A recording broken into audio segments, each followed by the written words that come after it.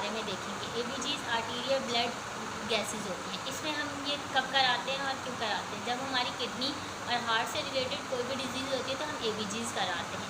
ABGs के उन patient में, जैसे कि कोई पेशेंट है वो आईसीयू में आया तो हम उसका एबीजीज कराते हैं। एबीजीज का रिज़ल्ट इम्प्रूव करने के लिए देखते हैं, अगर पेशेंट को ट्रीटमेंट दे दिया और एबीजीज अब इम्प्रूव कितने हुए, आर्टीरियल ब्लड गैसेस कितना हुआ है, तो फिर उसके बाद हम 4 से 8 घंटे बाद दोबारा भी करवा सकते हैं।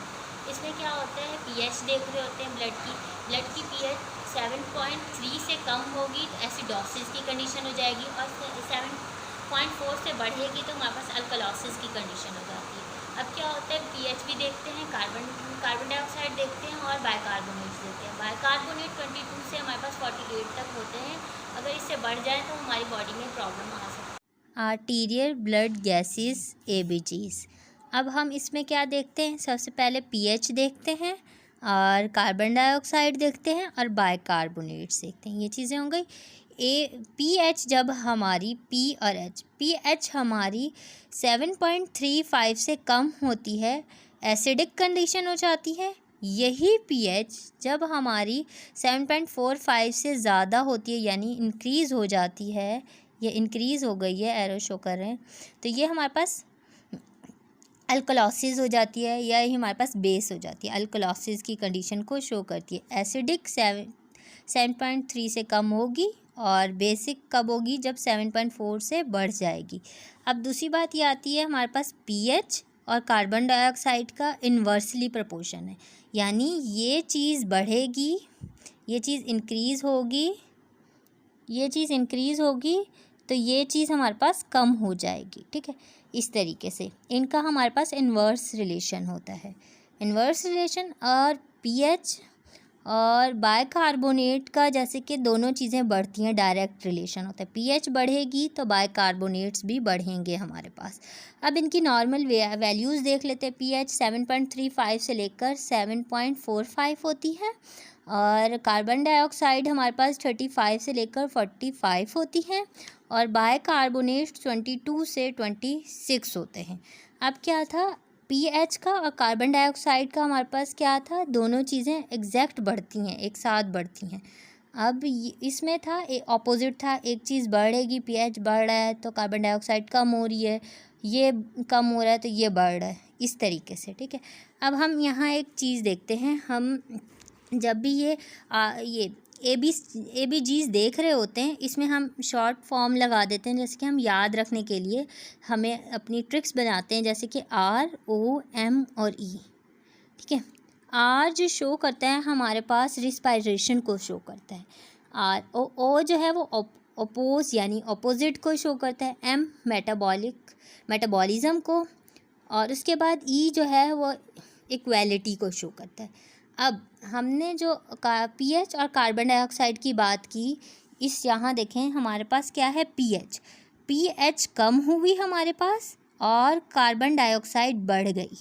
ठीक है, पीएच कम हुई तो अब हमारे पास क्या हो गई कि हमने कहा था पीएच और कार्बन डाइऑक्साइड जो है वो शो करती हैं रिस्पायरेटरी सिस्टम को। ठीक है, ये दोनों। तो अब क्या होगा हमारे पास, जब भी पीएच, सब हम पीएच की बात करें, पीएच कम हो रही है तो हमने ऊपर ही बात की थी एसिडिक कंडीशन होगी। अब ये दोनों चीज़ें लीड करें रिस्पायरेशन को, तो हमारे पास होगा रिस्पायरेटरी एसिडोसिस। पीएच भी कम हो गई, कार्बन डाइऑक्साइड बढ़ गई, तो हमारे पास आ जाएगा, जब भी कोई हमने ऐसी रिपोर्ट देखी जिसके अंदर पीएच कम हुआ हुआ है, कार्बन डाइऑक्साइड बहुत ज़्यादा बढ़ा हुआ है, तो हम कहेंगे कि वो कंडीशन क्या है, रिस्पायरेटरी एसिडोसिस। इस तरीके से जैसे एस्थमा हो गया, COPD हो गया, इन सब की कंडीशन इसमें आ जाती है। अब क्या होता है, हम O में भी हम यही चीज़ें देखते हैं। R और O में हम देखते हैं पीएच और कार्बन डाइऑक्साइड को।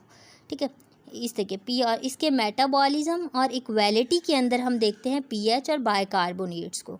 अब क्या हुआ, पीएच हमारे पास बढ़ गया, यानी अल्कलोसिस की कंडीशन हो गई, और कार्बन डाइऑक्साइड कम हो गई, तो हमारे पास, हमने कहा था इन दोनों के लिए रिस्पायरेटरी प्रॉब्लम इंडिकेट करता है, तो ये हो गया हमारे पास रिस्पायरेटरी अल्कलोसिस, क्योंकि पीएच बढ़ी हुई थी, तो ये बेसिसिटी को शो करती है ना, तो अल्कलॉसिस की कंडीशन हो गई।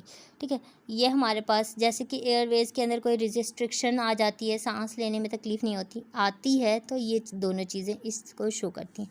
अब हम चलते हैं एम, जो हमारे पास मेटाबॉलिज्म को शो कर रहा था। इसमें हम दो चीज़ें देखते हैं, पीएच और बाइकार्बोनेट्स।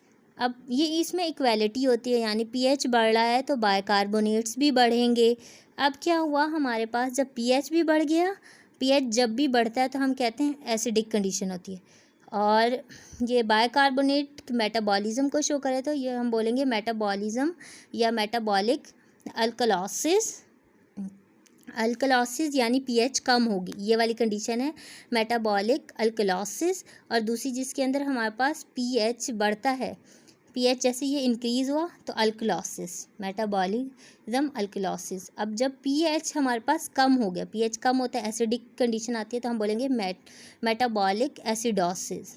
ये सारी कंडीशन जो है हमारे पास रिपोर्ट में बताती हैं कि जब भी हमारे पास बढ़ जाता है एबीजीज़ की रिपोर्ट्स को, ये एबीजीज़ को हम देखते हैं ना, तो अब क्या होता है, जब भी पीएच बढ़ा होगा, पीएच बढ़ गया यानी इंक्रीज़ हुआ है पीएच, ये एरोज शो करें इंक्रीज़ होने को, तो हम बोलेंगे रिस्पायरेटरी एसिडोसिस।